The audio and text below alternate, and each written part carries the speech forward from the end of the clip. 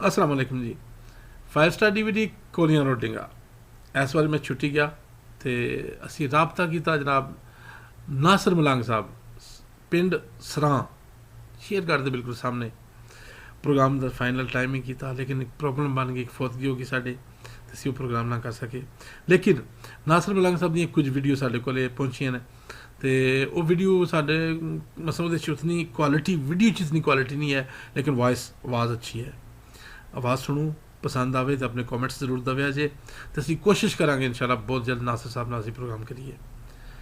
माइए बाबा और बड़े सोहने सोहना अंदाज तुहानूं पसंद आवे तो अपनी राय जरूर दविया करो।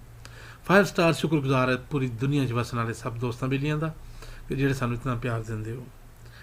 तुसीं साडे प्रोग्राम यूट्यूब के अलावा www.5stardinga.com ते भी वेख सकते हो। www.5stardinga.com। शुक्रिया सर।